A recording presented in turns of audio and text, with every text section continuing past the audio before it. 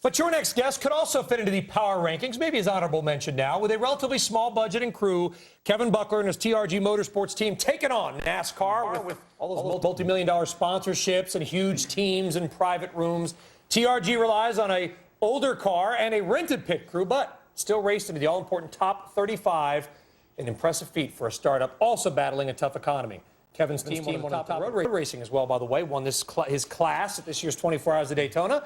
And we're joined by David Gilliland, NASCAR star. I'm happy to have you guys here. Thank you, David, and thank you, Kevin, for coming on. Thanks for having us. All right, Kevin, you're the team owner. Are you insane for starting a NASCAR team in this economy, going up against Hendrick and, DEI and all these other companies? It's funny you asked that. When the question came up and I posed this to all my friends and partners that are in on this deal with us, that was the first thing we said is that, guys, do you think this is crazy? Should we do it? And they said, it is crazy. You should be doing it. I know what they said. Now, by the way, Kevin is also a vintner. He's got his Adobe Road 2005 Cabernet Sauvignon. This is a fine wine. So here you go, Shabani. Here, she's going to open it up. Wait, hold. Where's a corkscrew? What they said was, you've been drinking.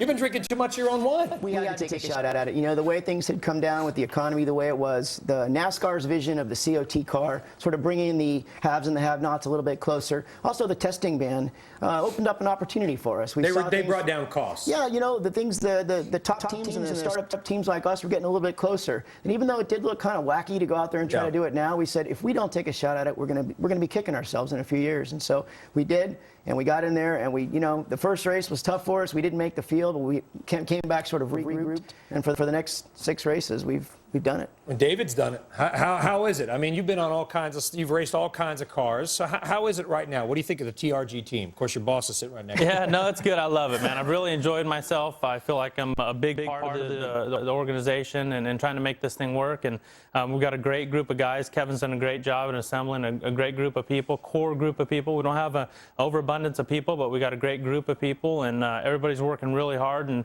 I've enjoyed myself. We've worked hard, and I feel like I'm a big part of it. And Kevin and myself and Slugger, we work really close together and have set some goals, and so far we've met them all. Well, there's a lot of upside for you as a driver too. If you look at what Allmendinger did at the beginning of the season, teams say, hey, Gilliland is driving the wheels off the car.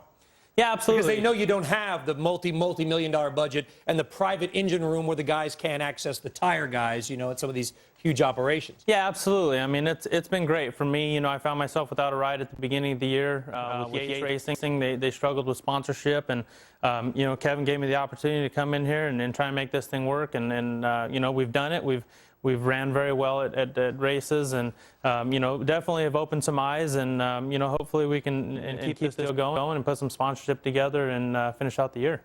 You might have some good news on that front. Can't talk about it though. Yeah. How's the economy though? Let's just put it in that respect. It was really tough. I think what happened, one of the things that was nice, when the season started at Daytona, there were 21 new teams that came to make the 500, other than the standard top 35 or 40 teams that were there. And I know NASCAR... And some hearts are broken. Yeah, it always happens. People went home in tears. There's dreams that are made and dreams that are shattered. And, the way that I think NASCAR's, defense mechanism to everyone complaining about the economy was, look, we're healthy, we're a great sport, we've got new teams coming in, rightfully so, and here we are being one of them.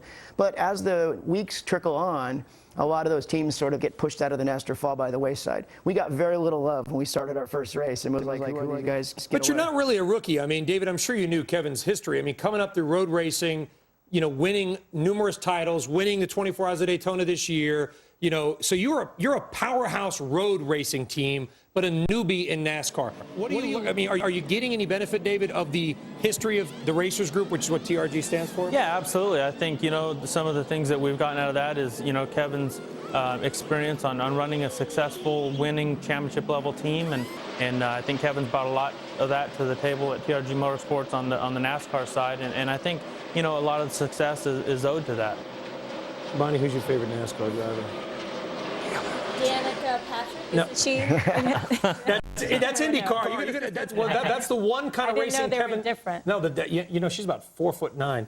Kevin, are you going to get an IndyCar team? No. It's the one kind of racing you're not in. So Shivani brings up a good point about our sports car program is where it's sort of like you bring home the one you brought to the dance, and our sports car program running in the Grand American Rolex Series has been strong. We love running there, and like David said, we really cut our teeth over there and sort of learned it's not as many eyeballs and a lot of the stuff, but what a great place to do what we did. Our team has grown and it's successful over there, and bringing a lot of those same philosophies and team building programs here are good. How much does it cost to go to a NASCAR race? To attend or to run one? To attend. I mean, to your point, you were saying it costs $72 to go to a Yankees game. I mean, is there a value in going to a NASCAR game? NASCAR's been making, and a lot of the track owners have been seeing this coming, and I got to give them credit. They're very fleet-footed on the way they run their business model. They're offering packages, ticket discounts. I mean, you could spend $30, you can spend $130 to get in, but it's probably a little less than a Yankee ticket. And you can spend that much on beer. I'm gonna, a lot of people out there may not know it, but I'm a wannabe race car driver. I've been racing for a number of years. So here's my ride. Bring this up.